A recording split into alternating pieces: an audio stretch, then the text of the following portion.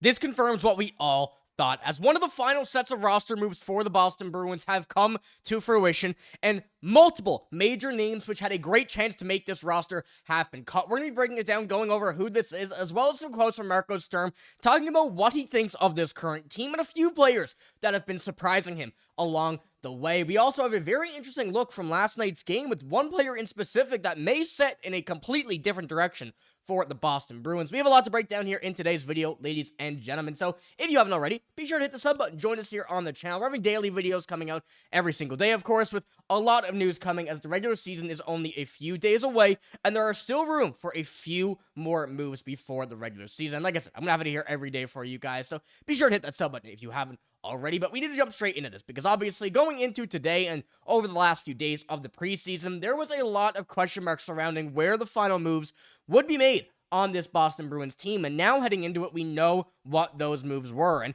coming out here from Connor Ryan, the Bruins roster cuts are in. Brown, Callahan, Merkulov, Soderstrom, and Tufte will all be placed on waivers in purpose of assignment to Providence. So, assuming they all clear, all will be down in Providence. The ones that will not need to go through waivers: Duran, Brunette, Harrison, and Fabian Lysell will all report to Bruins training camp. And for what was probably the best option that we've seen at this point now for Fabian Lysell, he has not made this roster, and almost, to me at least, confirms that this team has just about given up on him. This is the best we've seen Fabian Lysell throughout his career this far, and going and taking a look at what the lines were, at least in practice today, there was room where he could certainly have made this roster. And I mean, just going through it and taking a look at the players we see here, has Victor Arvidsson really proven to be that second-line right winger? I think it's a big question. Would he technically be worse than anybody in the bottom six? We've seen a lot of good stuff from Mikey Eyssimont, Sean Corrali, assuming he's healthy, Mark Kastlik as well. John Beecher, there's question marks surrounding him. Matt Poitras and Matej Blumel, two of those guys seems to have made their mark. But at this point right now, questions still are surrounding whether or not Fabian Lysell would have been better than any of these players. And we're going to jump into that here in a moment. But with the name of Fabian Lysell also comes Georgii Merkulov, another player who at many points last season, the year before, was set to become this guy that, second to Fabian Lysell, was going to be the future of this team. And we have not seen that as of just yet. And of course, going through these guys' careers, Fabian Lysell with just 12 games in the NHL coming last year. Before that as well, Georgii Merkulov, 10 games total in the NHL, with 4 coming, in the season before last, 6 coming in the most recent season. Even when this team was so depleted, these two guys were really not given an opportunity. And I'm not talking about their AHL tenures. Their AHL tenures, very good. You want to see them in the NHL. You want to see them evolve, and we've seen that from Fabian Lysell. But coming into this point right now, the team does not trust them. And I feel like this is something that we've been talking about a lot through many different coaches, many different kind of styles of play through these players. And Marco Sturm really kind of put this into perspective of what everybody and these players are thinking. And saying, yes, they're all disappointed. Probably some guys more than others, but they have to realize, okay, now the work begins. But if you're a Fabian Lysell, if you're a Georgii Merkulov, how do you feel about this? Because you've done the work for years. May not have been the best work that you can put everything into, but we've seen Fabian Lysell really take a serious look at himself this offseason, get stronger, get into areas of the ice where we have not seen him before. And heading into this year, there was a very good chance that I thought he could have made this team. Now, going into last night's game, that most certainly did not help him. He did not play good whatsoever, and I don't have the J Fresh chart on me here, but he no doubt would be on one of the bottom of that, of that list. And I think that's something that he knows. I think that's something that really set him apart from some of these guys like Matej Blumel, Matt Poitras, Fraser Minten here in this offseason and this preseason, making these guys be the ones that are making this team apart from Fabian Lysell and Georgii Merkulov. So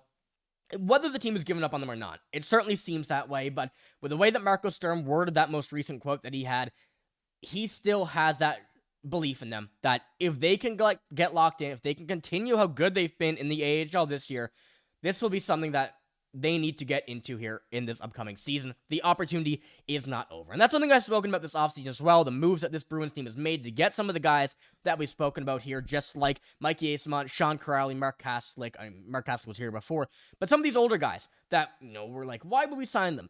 giving these guys the opportunity to get in here. If they work, they work. If they don't, you have the prospects to come up this season. And it gives the Bruins, once again, more assets to be able to use at the deadline. And now, whether that be this year, a guy like Mike Yasman, a guy like Sean Crowley, or whether that be Fabian Lysell or Georgii Merkulov, will determine what the start of this Bruins season is like. So I want to know what you guys think about these decisions to cut these two right now, send them back down to the AHL, assuming that, of course, we go down. These guys clear waivers because, Patrick Brown, Michael Callahan, Georgii Merkulov, Victor Soderstrom. Another interesting one there, Victor Soderstrom, who they did sign. I think will be a valuable asset to have if he, of course, does stay, and assuming he does, because he was not in the NHL when the Bruins did sign him, as well as Riley Tufte. Assuming all of those guys go through waivers and clear, we have a good selection of players down in the AHL. So hopefully that will be a good use for the Bruins now. But going into it and taking a look at the roster, you can kind of see where things were and these decisions were made with why Fabian Lysell would be one to be cut. And this is what we saw here coming from Marco Sturm about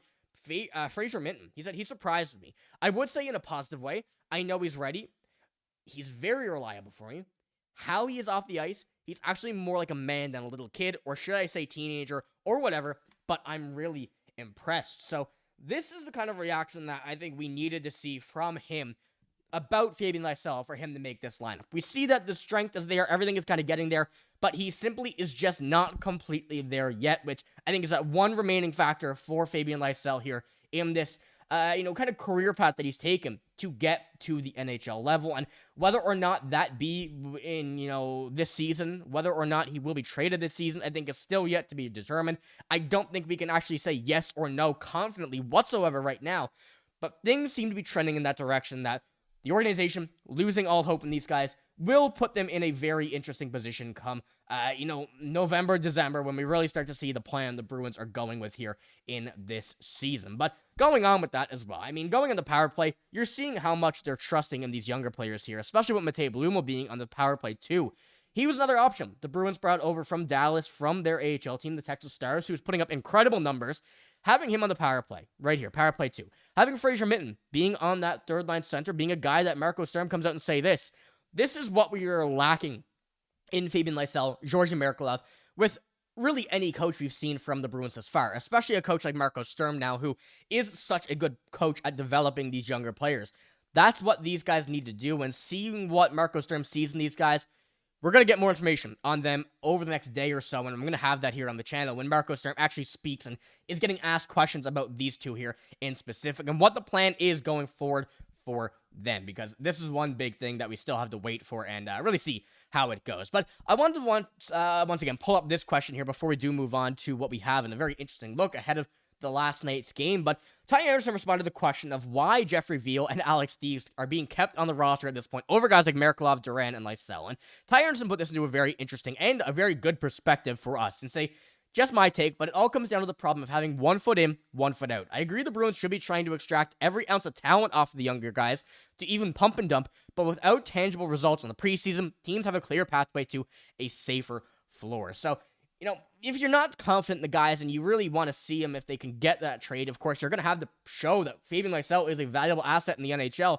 You would have to play him in the NHL, but you're getting a better result from Jeffrey Veal, who I think in this preseason has been pretty good, actually, and Alex Steeves, not so much, but still, having that little bit more of experience and the kind of the veteran and, what teams are looking for in terms of a playoff team, these guys bring it more so than a guy like Fabian Lysell. So I still think that throughout the season, those moves can still be made, of course. I still think that Lysell, Merkulov, these guys will make their way up eventually, but whether or not it is permanent, whether or not Marco Sturm is going to actually decide that soon, yet to be determined. I still think that's something that we'll have to see how the season does progress, but things are still heating up on that side of things, and I'm going to have it all covered here for you guys. But one more thing I want to pull up before we finish this video off is a very interesting and familiar look from the Boston Bruins here in yesterday's game, where we saw Mason Lohrei playing net front on the Bruins power play.